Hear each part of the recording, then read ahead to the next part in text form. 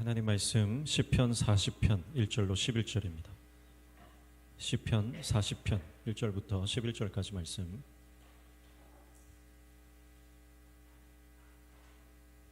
우리 한 목소리로 같이 합독하겠습니다. 시편 40편 1절로 11절 말씀 시작. 내가 여호와를 기다리고 기다렸더니 귀를 기울이사 나의 부르짖음을 들으셨도다. 나를 기가 막힐 웅덩이와 수렁에서 끌어올리시고 내 발을 반석 위에 두사 내 걸음을 견고하게 하셨도다. 새 노래 곧 우리 하나님께 올릴 찬송을 내 입에 두셨으니 많은 사람이 보고 두려워하여 여호와를 의지하리로다. 여호와를 의지하고 교만한 자와 거짓에 치우치지는 자를 돌아보지 아니하는 자는 복이 있도다. 여호와 나의 하나님이여, 주께서 행하신 기적이 많고 우리를 향하신 주의 생각도 많아 누구도 주와 견줄 수가 없나이다. 내가 널리 알려 말하고자 하나 너무 많아 그 수를 셀 수도 없나이다. 주께서 내 귀를 통하여 내게 들려주시기를 제사와 예물을 기뻐하지 아니하시며 번제와 속죄제를 요구하지 아니하신다 하신지라. 그때에 내가 말하기를 내가 왔나이다. 나를 가리켜 기록한 것이 두루마리 책에 있나이다. 나의 하나님이여, 내가 주의 뜻 행하기를 즐기오니 주의 법이 나의 심중에 있나이다 하였나이다. 내가 많은 회중 가운데에서 의의 기쁜 소식을 전하였나이다. 여호와여, 내가 내 입술을 닫지 아니할 줄을 주께서 아시나이다. 내가 주의 공의를 내 심중에 숨기지 아니하고 주의 성실과 구원을 선포하였으며 내가 주의 인자와 진리를 많은 회중 가운데에서 감추지 아니하였나이다. 여호와여, 주의 긍휼을 내게서 거두지 마시고 주의 인자와 진리로 나를 항상 보호하소서. 아멘. 옆에 있는 분하고 인사하겠습니다. 사랑합니다. 축복합니다. 잘 오셨습니다. 할렐루야. 네. 시편 40편 1절부터 11절까지 함께 읽었습니다. 1절 먼저 보시면 내가 여호와를 기다리고 기다렸더니 귀를 기울이사 나의 부르짖음을 들으셨도다. 그렇게 말씀을 하죠. 다윗이 누구를 기다립니까? 여호와 하나님을 기다립니다.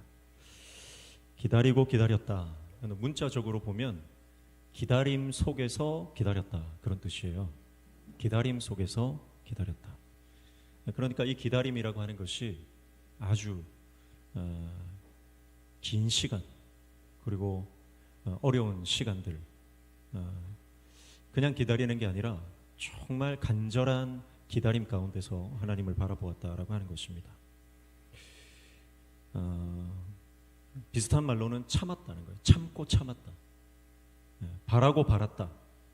견디고 견뎠다. 버티고 버텼다. 그래서 여기서 기다린다라고 하는 것은 사실은 하나님을 바라보는 시간이에요. 하나님을 바라보는 시간.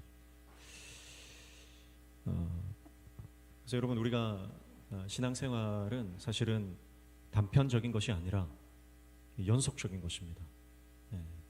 한 번 하고 마는 것이 아니라 계속해야 되는 것입니다. 한 번 은혜 받을 수 있지만 은혜의 자리를 사모하고 계속적으로 은혜의 자리로 나아가는 것은 정말 은혜를 아는 사람, 은혜를 깨달은 사람이 하는 겁니다. 그래서 신앙은 사실 반복이에요. 반복.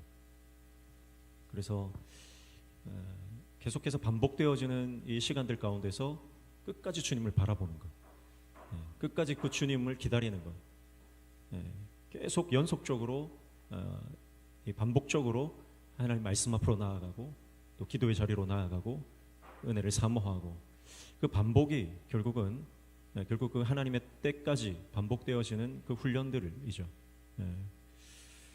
그래서 다윗이 하나님을 기다리고 기다렸다. 하나님을 바라고 하나님의 응답을 기다리고 하나님의 때를 기다렸더니 하나님이 귀를 기울이시고 부르짖음을 들으셨다. 그렇게 말씀하시죠. 우리의 기다림의 시간이 긴 것 같지만 그러나 반드시 하나님은 응답하시는 줄로 믿습니다. 지나고 보면 그때 당시는 너무 길었던 것 같은데 지나고 보면 하나님의 응답이 너무나 큰 거예요. 예. 그래서 2절에 보시면 나를 기가 막힐 웅덩이와 수렁에서 끌어올리시고 내 발을 반석 위에 두사 내 걸음을 견고하게 하셨도다, 이렇게 말씀하죠. 하나님이 응답해 주셨는데 어떻게 응답해 주셨습니까? 기가 막힐 웅덩이 또 수렁에서 끌어올리시고 나를 반석 위를 걷게 하셨다는 것입니다. 기가 막힐 웅덩이라고 하는 것은 이제 원어적으로 보니까 멸망의 무덤 혹은 깊은 어둠을 말하는 것입니다. 예. 참 우리가 죽을 것 같은 시간들 있잖아요. 그게 기가 막힐 웅덩이입니다. 참 기가 막힌 시간들이죠. 그리고 수렁이라고 하는 것은 그 웅덩이의 밑바닥입니다. 그런데 그냥 밑바닥이 아니라 그 밑바닥은 진흙탕이에요. 그래서 발이 푹푹 빠지는 겁니다. 예, 늪에 빠지면 걸어서 나오려고 발버둥 치면 칠수록 어떻게 됩니까? 더 빠져 들어가죠. 예, 늪에 빠지면 어떻게 해야 돼요? 누워야 돼요. 예, 쫙 뻗어서 대자로 누워야 됩니다. 그래야 안 빠집니다. 근데 나오려고 몸부림치면 칠수록 더 빠져 들어가는 게 늪이거든요. 예. 그런데 그렇게 우리의 발이 아무리 애를 써도 더 깊이 빠져 들어갈 것 같은 그 갯벌에 가보셨죠? 갯벌에 이렇게 빠지면 이게 발이 천근만근입니다. 그렇죠? 신발이 이게 박혀가지고 안 빠지잖아요. 이게 막 손으로 힘으로 해도 잘 안 빠집니다. 이게 얼마나 깊이 들어가고 이렇게 단단한지. 예. 발만 쏙 빠지잖아요. 예. 장화는 그대로 있고. 그만큼 걸어 다니기가 힘든 시간들이었는데 그런 시간들이 언제 지났는지 모르게 어떻게 됩니까? 반석 위를 걷게 하신다는 거죠. 예. 반석 위를 걷게 하신다. 이 걸음이라고 하는 것은 삶의 여정입니다. 예. 그래서 하나님의 말씀, 반석이신 하나님의 말씀, 예수 그리스도와 동행하는 인생이 시작된다는 것입니다. 할렐루야. 주님과 동행하는 인생이 됩니다. 주님이 없을 때는 내 인생이 정말 늪에 빠진 발처럼 푹푹 빠지고 건져내기가 힘들었는데 주님과 동행하니까, 말씀이 나와 함께 하시니까 내 걸음이 견고해지더라, 단단해지더라. 하나님이 붙드시는, 견고해진다라고 하는 것은 이건 확신을 말하는 것입니다. 내 삶에 확신이 없었어요. 내 힘으로 살려고 할 때는 늘 불안합니다. 내 힘으로 살려고 할 때는 늘 초조합니다. 그런데 주님이 함께 하신다는 확신이 있으니까 한 걸음 한 걸음 내디는 것이 확신에 차는 거예요. 예. 여러분, 우리 인생에 주님이 함께 하시면 여러분 모든 어둠과 불안이 떠나가는 줄로 믿습니다. 그래서 한 걸음 한 걸음 내디딜 때 거기에 대한 확신이 있는 거예요. 아, 이 길이 주님의 길이다. 이 길이 주님의 길이다. 그 전에는 내가 이 길을 걸어가면 불안했거든요. 죽을 줄 모르는 그 공포감. 예. 근데 지금은 죽어도 괜찮은 거예요. 왜냐하면 내가 주님과 함께 하기 때문에. 이 땅에서 주님과 함께 하다가 오늘을 살다가 오늘 내가 이 땅에서 떠나도 감사한 거예요. 확신이 있는 거예요. 왜냐하면 천국이 보장되어 있기 때문에. 그게 말씀 위를 걷는 삶입니다. 그게 주님 반석 위를 걷는 삶입니다. 그게 주님과 동행하는 삶의 모습입니다. 사실은 상황이 바뀐 것이 별로 없어요. 그러나 내 안에 확신이 있는 겁니다. 상황이 바뀐 게 아니라 내 내면이 바뀐 것이죠. 형편이 나아진 것이 아니라 내가 단단해진 것입니다. 말씀의 사람이 된 거죠. 똑같은 남편입니다. 기도하는데 남편이 바뀌어 있으면 참 좋겠지만 남편이 바뀌는 게 아니라 내가 바뀌는 겁니다.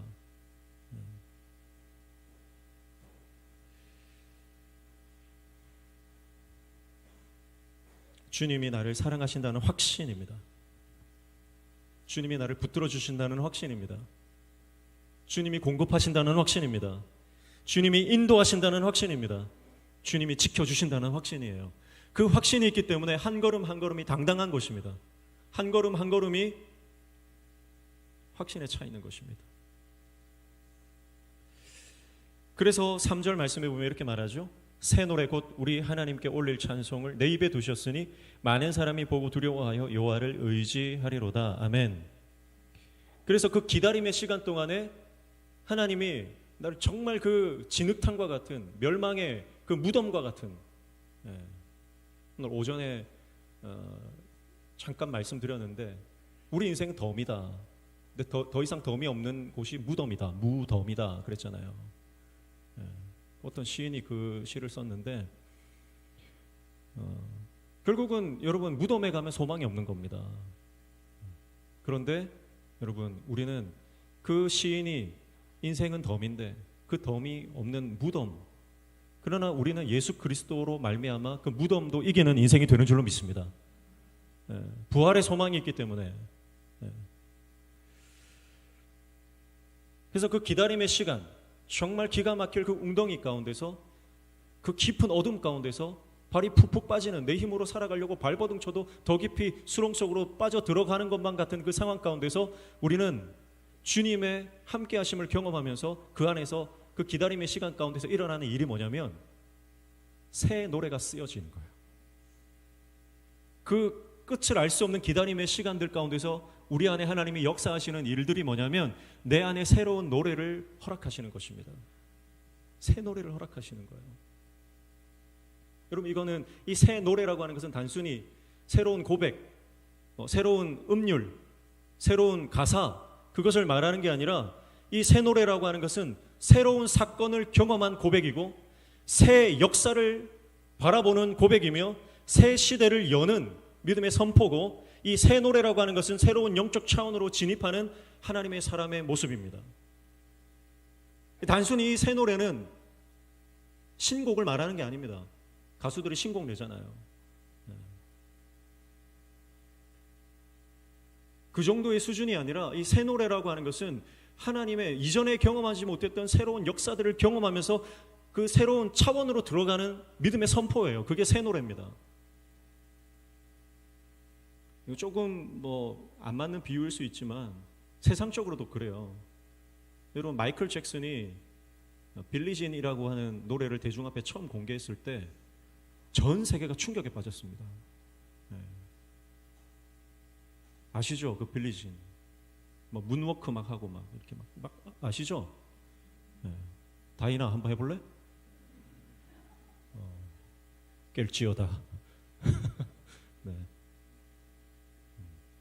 그 마이클 잭슨이 대중 앞에서 처음 그 빌리진이라는 노래를 할 때 뭐라고 멘트를 하냐면, 많은 노래들을 좋아하지만, 이전에 있었던 노래들을 좋아하지만 내가 가장 좋아하는 노래는 뉴송, 새 노래다 그랬거든요. 그러면서 그 새 노래는 진짜 새 노래였어요. 어떤 새 노래냐면 대중가요의 국면을 완전히 뒤바꿔 놓는, 판도를 뒤집어 놓는 새 노래였거든요. 전 세계가 마이클 잭슨의 그 공연을 보면서 그 빌리진이라는 노래를 들으면서 완전히 충격에 빠졌습니다. 그래서 대중가요의 판도가 바뀌어버렸어요. 그러니까 새 시대를 여는 새 곡이었어요. 근데 영적으로도 마찬가지라는 거예요. 여러분, 우리가 하나님 앞에 새 노래를 부른다는 것은 단순히 좋은 곡이 새로 나왔네 하고 부르는 이 정도의 수준이 아니라, 다윗의 새 노래라고 하는 것은 영적인 대전환을 이루는, 그의 삶을 영적인 새로운 차원으로 이끌어가는 하나님 주신 역사를 바탕으로 한 그 간증의 노래, 믿음의 선포라고 하는 것입니다. 저는 이렇게 영적으로 이렇게 기도를 하다 보면 어떤 이미지가 떠오르냐면, 빛의 세계와 어둠의 세계가 있잖아요. 우리가 이 뒤집기 노래 하는 거 있지 않습니까? 아이들하고 게임 같은 거 하다 보면 이런 종이가 있는데 앞에는 빨간색, 뒤에는 파란색이에요. 그러니까 뒤집는 거예요. 흰색이고 검은색일 때도 있고. 그래가지고 청팀, 백팀이 나눠가지고 자기 색깔로 계속 만들어야 되는 거예요. 계속 하나라도 더 많으면, 시간이 딱 되면 어떻게 돼요? 하나라도 더 많은 그 색깔이 전체로 싹 바뀌는 거예요. 그렇죠? 저는 그게 영적 대전환의 국면이라고 생각합니다. 그러니까 우리는 빛의 세계와 어둠의 세계가 지금 싸우고 있는데, 우리가 이 기다림의 시간 가운데, 정말 이 환난과 역경과 고난과 이 광야의 시간 가운데 계속해서 하나님의 역사들, 복음의 증인으로서 우리가 하나님 나라를 위해서 헌신하고 뛰어들고 눈물 뿌려 기도하고 그렇게 해갈 때 계속 하나님의 역사들을 계속 뒤집는 거죠. 어둠의 세계로 뒤덮여 있는 것들을 빛의 세계로 계속 뒤집는 거예요. 그러다 보면 결국은 하나님이 응답하시는 그때에, 하나님이 말씀하시는 그때에, 여호와의 강력한 임재가 있는, 하나님의 영이 강력하게 임재하는 그때에 이제는 모든 것이 흰색으로 바뀌어지는 완전히 영적인 대전환이 일어나는 것입니다. 그때 우리가 부르는 것이 새 노래예요. 새 노래. 여러분 우리가 그걸 기대하는 것입니다. 그래서 매일매일의 이 기다림은 지루하고 때로는 고통스럽지만 그럼에도 불구하고 포기하지 않고 기도하고 포기하지 않고 예배할 때 하나님의 때에 어느 순간 완전히 바뀌어져 있는 것을 보는 것입니다. 우리 교회 안에 우리 교회가 언제 이랬지 하면서 영적인 분위기가 완전히 바뀌는 그런 역사들을 보게 되는 것입니다. 그게 어떤 우리가 대단한 헌신을 해서 그런 게 아니고 대단한 우리가 어떤 행사를 해서 그렇게 되는 것이 아니라 매일매일 그 기다림 가운데서 기다림 속에서 이 기다리고 기다렸던 그 시간들 가운데서 내가 버텼더니 견디고 견뎠더니 바라고 바랐더니 그 하루하루의 시간과 기도가 쌓여서 하나님의 새로운 역사를 이루는 것입니다. 그래서 인위적으로 되는 게 아닙니다. 이건 사람의 힘으로 되는 게 아니라 여러분 성령께서 임재하시고 역사하실 때 가능케 되는 줄로 믿습니다. 그래서 우리 가정을 위해서 기도할 때도 여러분 하루아침에 가정이 뒤집어지는 게 아니죠. 고통의 시간들이 있습니다. 자녀들이 하루아침에 바뀌는 게 아닙니다. 그러나 부모가 포기하지 않고 계속해서 자녀를 향해서 하나님의 말씀을 선포하고 사랑으로 축복으로 그 아이들을 향해서 믿음의 선포를 하는 것입니다. 그럴 때 어느 순간 이 아이가 믿음으로 자라있는 것을 보는 것입니다. 제가 계속 축복하는 것은 우리 아동부 아이들, 청소년부 아이들이 우리 예배자가 되는 것. 그래서 저는 이게 감격적인 거예요. 우리 아이들이 이렇게 오후 예배 나와서 앉아있는 게 보면 감격적인 거예요. 오늘 또 우리 다정이가 이렇게 앉아있는데 불만 아니지? 얼마나 귀해요. 그렇게 영적으로 완전히 분위기가 전환되는 거예요.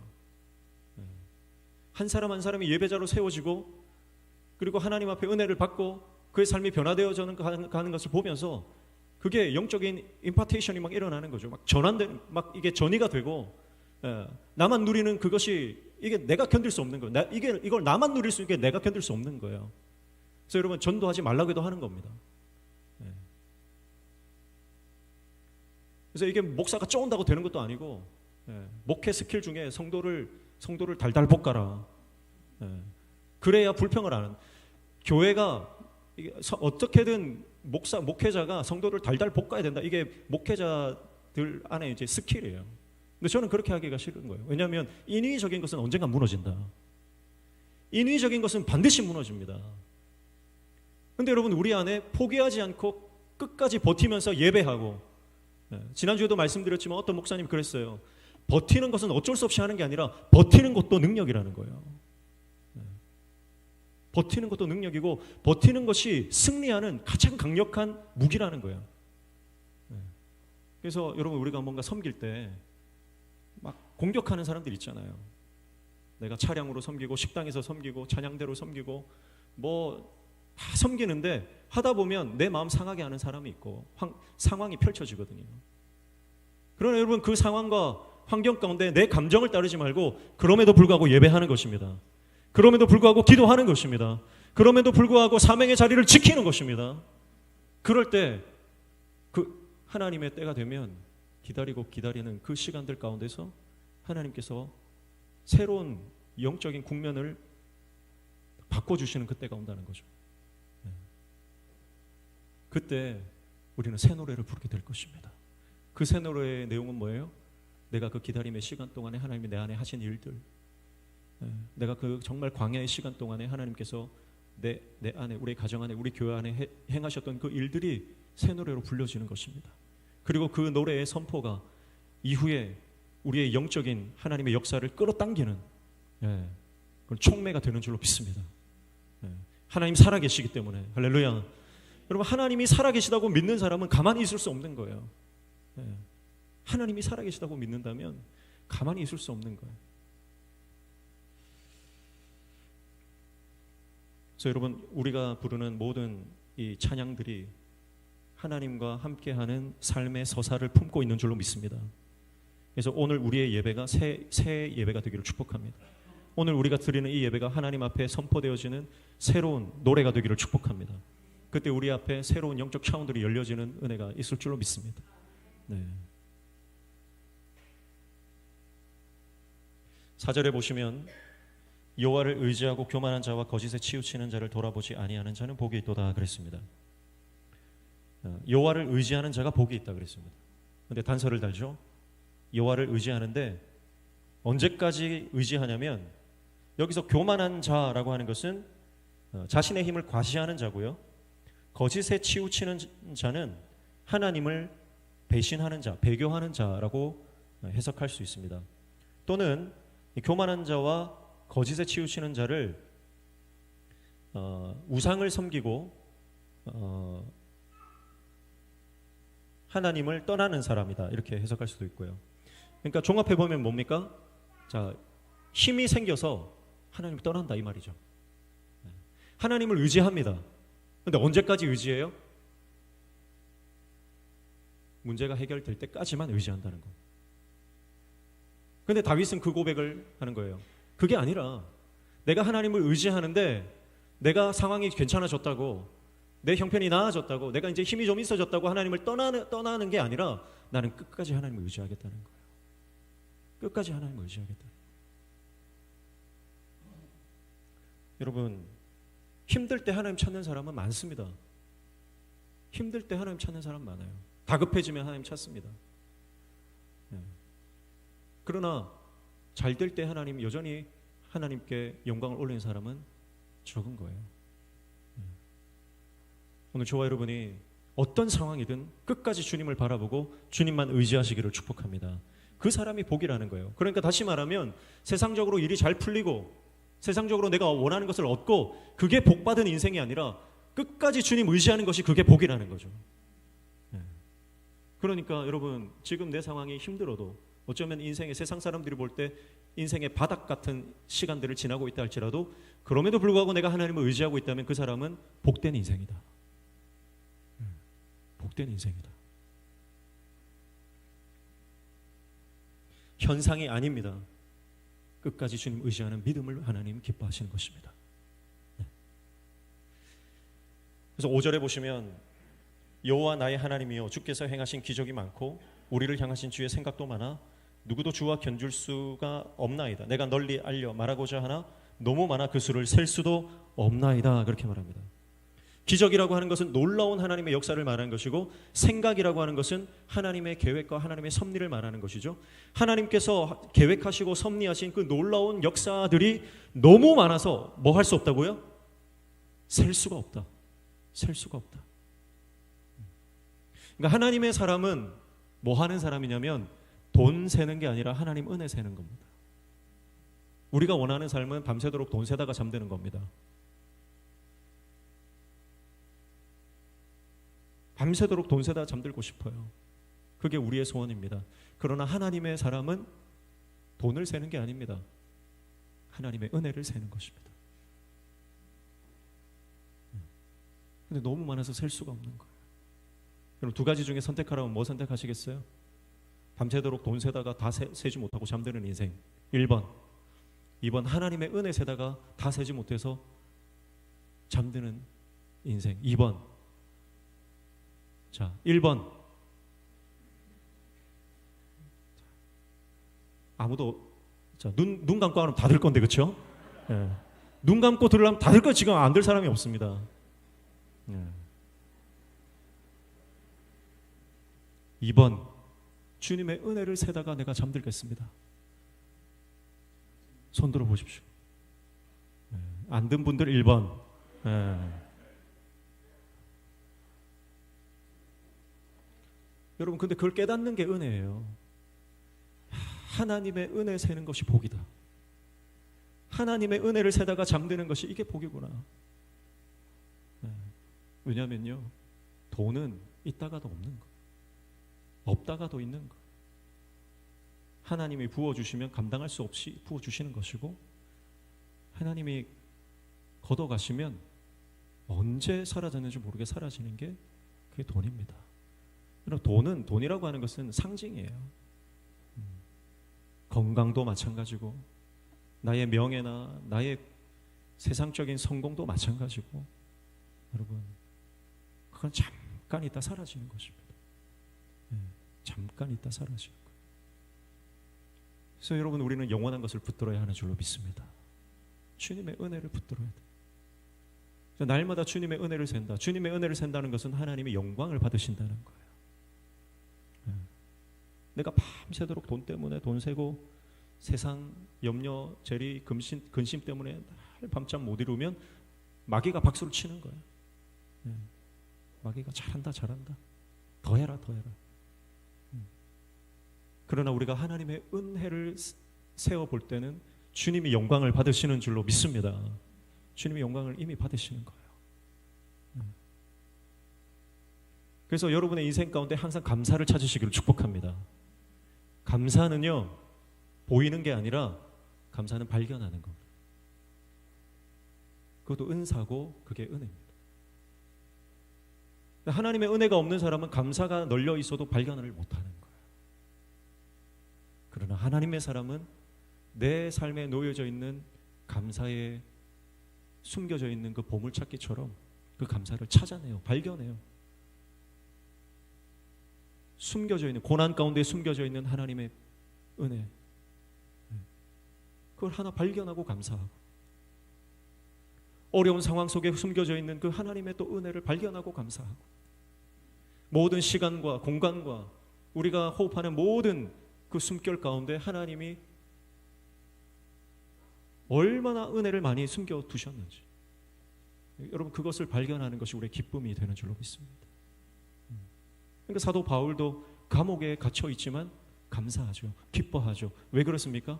불평할 조건들은 많지만 불평한 조건들 가운데서 혼적으로 판단하고 결정하는 것이 아니라 영적으로 눈을 열어서 하나님께서 나에게 베풀어 주신 은혜를 발견하는 겁니다. 찾아내는 겁니다. 보물찾기를 하는 겁니다. 그러니까 기뻐할 수 있고 감사할 수 있는 거죠. 오히려 감옥 가운데 갇혀 있지만 교회를 향해서 중보기도 하면서 구체적인 기도 제목을 내면서 내가 이렇게 기도하고 있다. 너희는 이렇게 되기를 내가 원한다고 빌립보 교회 성도들을 향해서 중보하고 있는 것 아닙니까? 다윗은 막내 아들로 태어나서 아버지의 관심을 받지 못합니다. 다윗의 시편 가운데 보면 내 부모는 나를 버렸으나, 그런 고백을 하잖아요. 아버지로부터, 부모로부터 관심을 받지 못했던 인생이고 버림받은 인생이고, 그래서 정말 하찮은, 저 양치기는 하찮은 직업이에요. 그냥 들판에 가서 양이나 치고 있는 거예요. 사무엘 선지자가 이새의 아들들을 다 데리고 오라고 했는데 다윗은 거기에 끼워주지도 않았다는 거예요. 형제들도 버렸고 부모도 버렸고. 여러분, 그렇지만 다윗은 불평거리가 널려 있지만 불평하지 않습니다. 감사를 찾아내는 거예요. 그래서 여호와가 나의 목자 되심을 양들을 치면서 깨닫는 겁니다. 내가 이 양들을 사랑하고 치면 양들이 이렇게 좋아하는 것을 보면서 하나님이 나의 목자가 되시는 것을 발견하게 되고, 황량한 땅 벌판들을 다니면서 바위밖에 없는데 그 바위를 보면서 주님이 나의 바위가 되시는구나 깨닫는 겁니다. 감사를 찾아내는 거예요. 발견해내는 거예요. 우리 같으면 어떻게 했어요? 바위를 치면서 어이구 내 신세야 이렇게 하겠죠. 여러분, 오늘 우리 삶에 펼쳐져 있는 셀 수 없는 하나님의 은혜들을 여러분 발견해내는 영안이 열리시기를 축복합니다. 그럴 때 하나님이 영광을 받아버리시는 거예요. 이미 영광을 받으시는 거예요. 여러분, 그러면 우리의 인생은 하나님을 찬송하고 하나님께 영광을 올려드리는 것인데, 내가 높이 올라가고 뭔가를 이루어서 하나님께 영광을 올려드린다 그렇게 생각하지 마시고요. 일상이 하나님께 영광이 되면 내가 어떤 위치에 올라가도 하나님의 영광이 되는 인생이 되는 줄로 믿습니다. 그래서 오늘 하루가 중요한 것이고 나의 일상이 중요한 것이고, 일상의 영성. 6절에 보시면 주께서 내 귀를 통하여 내게 들려주시기를 제사와 예물을 기뻐하지 아니하시며 번제와 속죄제를 요구하지 아니하신다 하신지라 그랬습니다. 자, 다윗이 음성을 들었습니다. 어떤 음성을 들었냐면 하나님이 기뻐하시는 것은 제사와 예물과 번제와 속죄제가 아니다. 그 음성을 들은 거예요. 제사, 예물, 번제, 속죄제는 히브리 공동체가 알고 있는 모든 종류의 희생과 예물을 말하는 것입니다. 그러니까 이것은 익숙한, 하나님께 당연히 해야 되는 익숙하고 너무 당연하다고 생각되고 있는 습관과 전통과 어떤 패턴을 말하는 거죠. 근데 하나님 말씀하시는 거예요. 그게 아니라는 거예요. 익숙하면서 벗어나라는 거예요. 전통에서 벗어나라는 거예요. 형식이 중요한 게 아니라는 거예요. 뭘 하나님 기뻐하시냐? 8절입니다. 같이 읽습니다. 시작. 나의 하나님이여 내가 주의 뜻을 행하기를 즐기오니 주의 법이 나의 심중에 있나이다 하였나이다. 아멘. 하나님은 번제를 요구하시는 게 아니라 뭘 기뻐하신다고요? 주의 뜻을 행하는 것, 즉 순종을 기뻐하신다. 여러분 이거는 이미 사무엘을 통해서 주신 말씀이죠. 하나님은 번제를 요구하시는 게 아니라 순종을 요구하신다는 거예요. 순종이 제사보다 낫다는 고백을 하는 것입니다. 그래서 주의 법이 어디에 있다고 말합니까? 내 심중에 있다. 내 내면 안에, 내 심중에, 나의 창자 중간에 있다는 뜻인데, 이것은 나의 가장 깊숙한 곳, 나의 내면을 말하는 것입니다. 여기에 뭐가 있냐면 주의 법이 있다는 겁니다. 자, 여러분, 다윗은요 무의식적으로 주님 말씀 따라갑니다. 무의식적으로. 왜냐하면 그의 가장 깊숙한 그 내면에 밑바닥에 뭐가 깔려있기 때문에? 주님의 말씀이 깔려있기 때문에.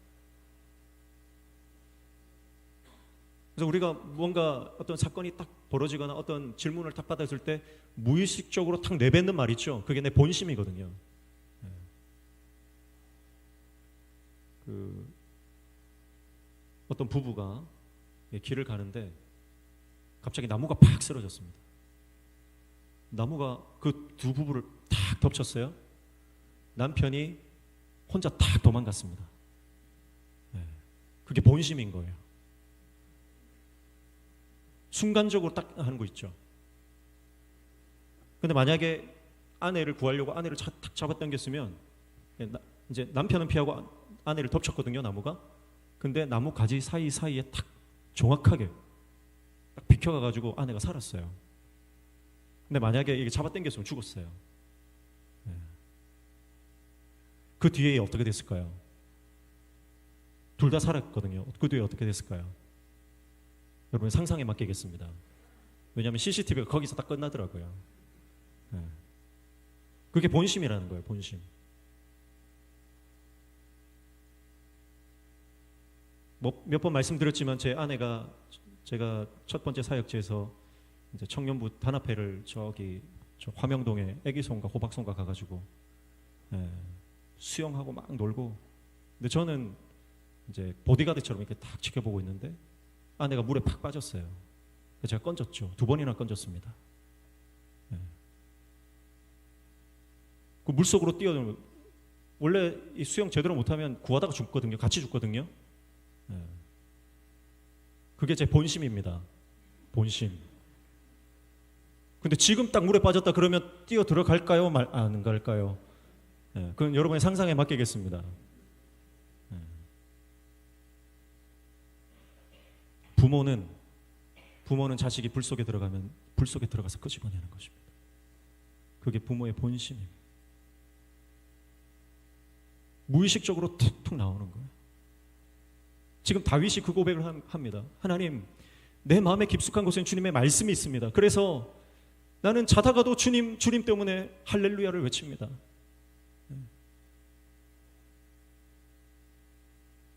우리 바울교회 황희수 목사님이 그런 말씀 하시더라고요. 사모님이 참 미인이시거든요. 우리 부흥에 오신 분들은 알겠지만 부흥 강사님이 그러셨잖아요. 황희수 목사님 부부를 보시고, 사실 아시겠지만 황 목사님 약간 산적처럼 생겼거든요. 청혼했을 때 사모님 참 마음이 심란하셨겠다고 그런 말씀 하시더라고요. 그러니까 이제 목사님도 아는 거예요. 내가 결혼 잘했다. 자다가 벌떡벌떡 일어나서 아내를 보고 할렐루야 한다는 거예요. 너무 좋아가지고.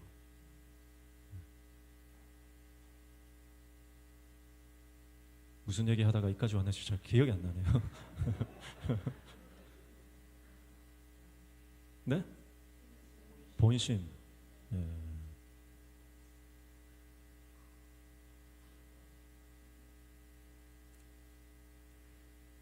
여러분, 우리가 주님 때문에 자다가도 할렐루야를 외치는 하나님의 종 되기를 축복합니다. 내가 구원받았다는 이 감격 때문에, 내가 하나님의 자녀 되었다는 이 감격 때문에 내가 어디를 가든지 내가 하나님의 자녀된 정체성을 잃지 않고 어떤 상황이든 주님의 길을 선택하는 하나님의 종 되시기를 축복합니다. 그 이야기들, 그 스토리가 여러분 하나님께 영광이 되는 거예요. 그래서 우리 성도들이 각자의 삶 가운데서 또 주님의 길을 걷다가 하나님의 역사를 경험하고 하나님 말씀에 순종하다가 하나님의 영광을 경험하고 그것들을 함께 모여서 함께 나누고 그것들이 확장되어서 그것이 믿음의 이 전승이 되어가지고 우리 자녀들에게 이어지고 이 지역 가운데 그것이 증거가 되고 그래서 이 신선동 땅과 이 영도 땅, 부산 땅 가운데 여러분 정말 하나님의 강력한 임재를 구하고 하나님의 얼굴을 찾는 하나님의 백성들이 이 믿음의 대열에 합류하는 역사들이 일어나는 여러분 그런 것들을 꿈꿀 때 여러분 우리 안에 이 가슴 벅찬 것들이 올라오지 않습니까? 그러니까 지금 하나님은 살아계시고 하나님의 역사는 정말 여러분 하나님 시퍼렇게 살아계시다 그러잖아요. 안호성 목사님 그러시잖아요. 하나님이 살아계신데 시퍼렇게 살아계시다.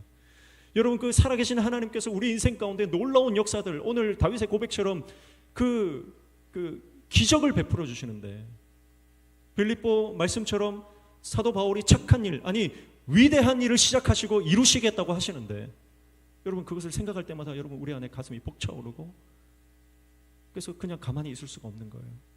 하나님을 드러낼 수밖에 없고 하나님을 증거할 수밖에 없고 복음의 증인된 삶을 살아갈 수밖에 없는 겁니다. 그래서 전도는요 억지로 하는 게 아니고 누가 시켜서 하는 게 아니라 이거는 될 수밖에 없는 거죠. 누구를 만나든 예수님을 소개하고 누구를 만나든 복음을 증거하는 증인으로서 살아가는 것입니다. 오늘 저와 여러분의 인생 가운데 그런 영적인 돌파와 확장이 일어나기를 주님의 이름으로 축복합니다. 그래서 하나님이 기뻐하시는 것은 순종이다. 7절은 넘어갔는데 7절 보시면 그때 내가 말하기를 내가 왔나이다. 나를 가리켜 기록한 것이 두루마리 책에 있나이다 그랬습니다. 이 갑자기 좀 생뚱맞은 말을 하고 있어요. 두루마리의 나를 향한 기록된 말씀이다.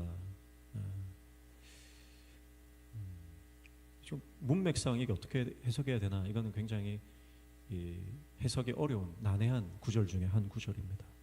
그런데 우리가 다윗의 시편을 가만히 보면서 난해한 구절들이 종종 등장하죠. 근데 그 난해한 구절들은 대부분 예언적 거로 메시아적 예언을 담고 있는 것을 보게 됩니다. 그래서 이 구절도 아마 결국은 순종, 예수님과 연결되어 있는 거예요. 왜냐하면 예수님은 한 큰 제사장, 마지막 제물이죠. 다윗이 하나님이 기뻐하는 것은 제사가 아니라 순종이다 말하면서 이것이 나를 향해 말씀하신 것이다라고 했다면 이것은 예수 그리스도를 가리키는 예언적 말씀, 구속사적인 메시아의 말씀이라고 하는 것을 우리가 알 수 있습니다. 다윗의 고백 사이사이에는 예수 그리스도가 등장해요. 근데 이렇게 해석하는 것에 대해서 너무 나갔다 이렇게 하시는 분도 있어요. 근데 저는 그렇게 생각 안 합니다. 다윗은 선지자예요. 성경에서 다윗을 선지자로 인정하거든요. 다윗은 예수 그리스도를 보는 거예요. 그의 인생 가운데. 여러분 오늘 저와 여러분의 영안이 열려서 날마다 우리를 향해 중보하시고 보좌에서 일어나 계신 예수님이 보이기를 축복합니다. 그 주님을 보면 게임은 끝납니다. 사실은. 보좌에 일어나서 나를 응원하고 계시고 나를 향해 그 정말 사랑의 눈빛을 보내고 계신 그 예수님이 보인다면 여러분 내 상황과 환경은 전혀 더 이상 문제가 되지 않습니다.